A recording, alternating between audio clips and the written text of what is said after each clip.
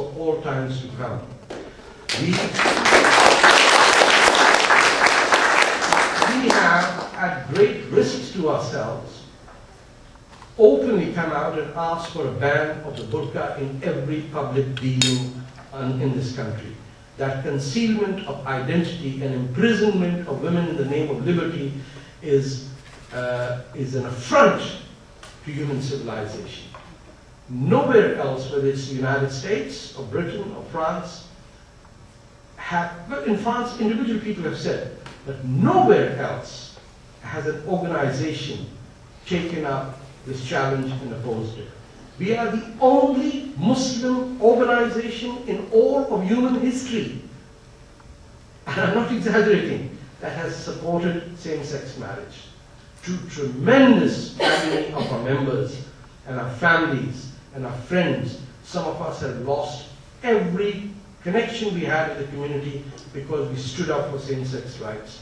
And we have said quite often that the only threshold there is to recognize someone's ability to understand human liberty and Western civilization is how they deal with gays and lesbians. If they're uncomfortable with same-sex rights, those people are not part of the solution, they're a problem. And they could be Christian, Jewish, Hindu, whatever. But as I said earlier, it is only my community that seeks to, that looks at Western civilization as something that needs to be destroyed. Quite explicitly they've said. You don't have, Mao Zedong saying anything more than issuing the 1,000th warning to the Americans that we shoot down your bombers or something like that. But these are isolated cases. Let me give you an example. I'm digressing. I finished your answer, but I have to give you this example for you to understand what exactly are we dealing with over here.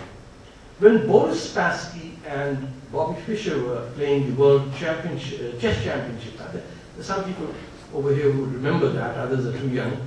It was in Iceland. This is at the height of the Cold War, I think it was 1972 or 1973. Spassky and Bobby Fischer were facing each other. They wouldn't talk. There was utter contempt for each other. One represented the quintessential libertarian, liberal, free, crazy American eccentric, and represented capitalism. Boris Spassky represented the USSR, the Communist Party, the Comrade, and it was a fight of a life between the two empires. In all this, they chose Iceland as the neutral country where they would play the match and a chessboard to play.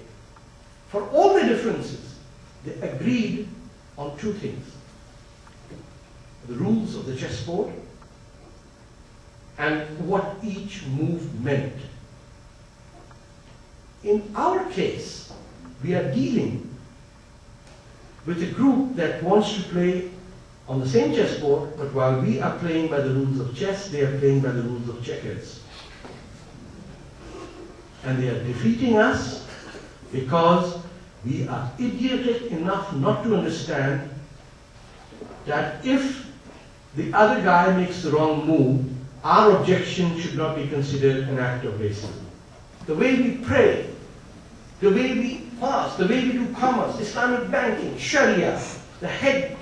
Muhammad would not recognize Muslims if you walked into them. The minaret has nothing to do with Islam. The dome is taken from the Eastern Orthodox Church in Damascus. What are we talking about here? What about jihad? Jihad? Go and fight it. And you get beaten back like 1967, like 1971, like 1985, like 1258, like 1363, like 1457. It takes 800 years to realize that you're pretty dumb if you think that you are going to heaven by sending 50,000 people to die at a place. It's not going to work. Do you know what was the last adventure that Muslims had in the Sahara? 36,000 troops were engulfed in the southern Sahara. The first time in 702 when they went south of the border, south of the Moroccan, the Atlas Mountains. And the whole notion of jihad was an Umayyad exercise. Muhammad's wars are basically tribal wars of inviting people to Islam, and if not accepting, we will come and get you. There's no denying that. The Umayyads perfected it to a degree where they laid out a three-point plan, which does not exist with Muhammad and doesn't exist in the Quran. Step one, ask her to be a Muslim. Okay? She says, get out of here. Okay. Then check. Is she strong or I am strong? If she is strong, say, I will come to you later. If she's not strong, I come and capture her. If she doesn't convert, she pays me a tax. If she converts, she's my subject. But that's a theory, and it only works for 100 years. The myth of the Muslims is that we, for 1400 years, were going everywhere, kicking a serious ass, and everybody was running around. This ended the moment we reached the Atlantic Ocean.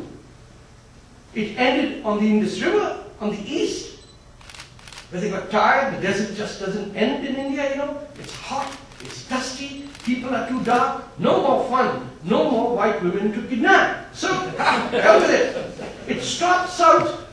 Black women, Ibn Khaldun says that blacks are actually animals that have not yet developed to be human beings.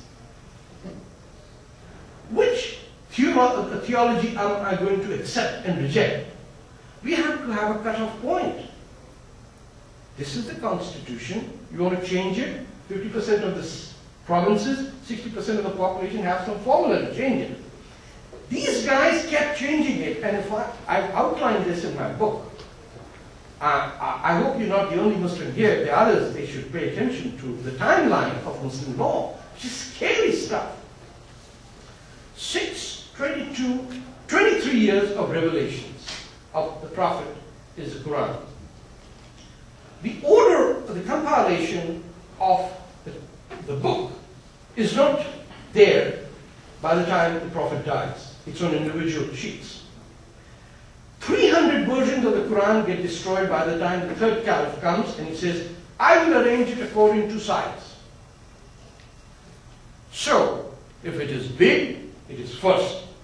If it's smallest, it is last. It is the most strangest way of compiling a book, which says, chapter 42, chapter 3, then 1, then 75, then 22, then 33. And she says, I don't understand it. But brother, you don't speak Arabic. That's why you don't understand it. Well, can an Arab understand it? No, he's not pious enough. He can't understand it. Can she understand it? No, she's a woman. She just had a period. She can't be. I'm serious. This is the logic. So in the end, the ugliest idiot sits down. He's usually blind, and he says, I understand it. The world is flat. I'm Imam bin Baz of Makkah. I'm not exaggerating. This is the truth. The guy who determined the world was flat is the top authority on Quranic interpretation in the Muslim world. It's a sad story. And the best brains in the Muslim world say, I better go to a ball game. I'm sick and tired of this nonsense. The only Muslims who have reconciled with modernity are the Ismaili Muslims. They too had this notion of caliphates and supremacy and everything, till one of the top guns married Rita Hayworth. And said, oh my gosh, this is party time, man. I'm serious. Sultan Muhammad Agha Khan changed the whole course, and a great person. Even now, the only Muslims who have reconciled with modernity are Ismaili Muslims. Why? Because they gave up on the notion of the Islamic State. The fundamental difference between the Ismailis and everyone else is that they aspire not to have an Islamic State ever. They don't give a damn about it. They have come back to the Quran and said, 90% of the men and women who convert